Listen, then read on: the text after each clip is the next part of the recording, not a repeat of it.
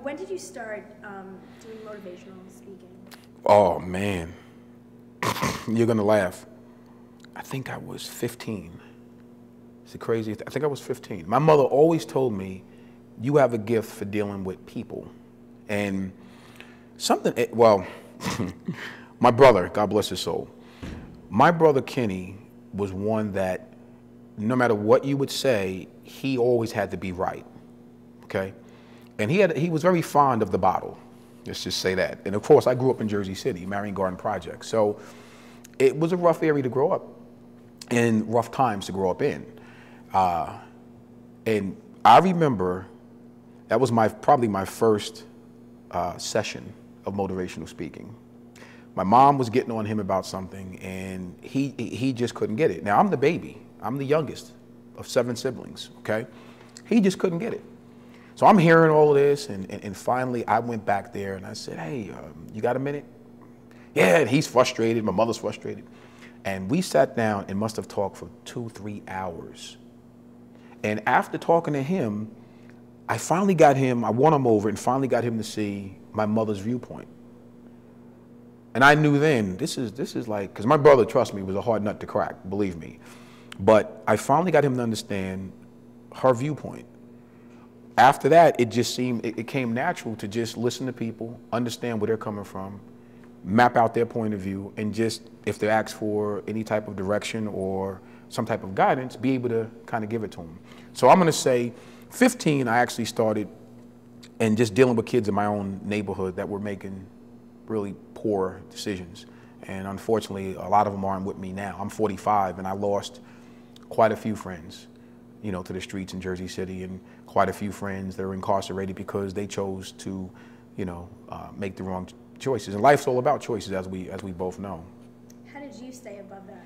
My mom, and that's what my book was about. My mother, whew, my parents separated when I was 4, and there's an avenue. It's Stevens Avenue in Jersey City. 1970 was the biggest house fire in the history of Jersey City. Burnt down 3 homes, and unfortunately, my family was part of that. My 9-year-old sister saved my life. I was in the back room sleep. The firemen, and she made a choice back then. She could have been taken out the house first. And she said, "Oh, I got to get my baby brother." So she went back, got me, gave me to the firemen, and waited for them to come back up the ladder to get her. When they finally got to her, when the firemen came through the window to pick her up, the outer circle rim of the floor was in flames. So when he went to get her, they both fell through 3 stories into the pit of the fire, and they both died. She actually died in his arms. So, I mean, I was 4 years of age. I think when you go through something like that, at that age, you kind of learn a few different things, you know what I mean? And it wasn't just that. I mean, my mom, like I said, she buried 5 of her 7 children, and me being the youngest, I kind of benefited, if I can use that term, from watching some of the mistakes that they made, drinking and smoking. I mean, I'm 45, don't know what beer tastes like, never drank, never got in a party, and never got into that type of stuff because of learning from, their misfortunes, and never wanting to disappoint her.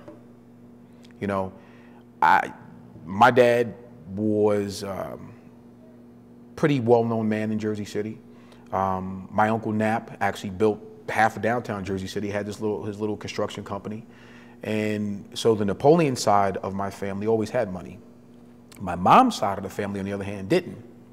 So that was a really interesting, parody. And my father always felt that money cured and solved all.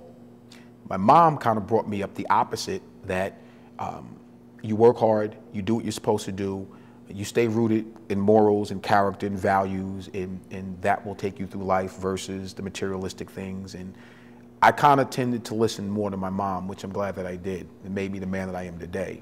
So to answer your question, I think not wanting to disappoint her,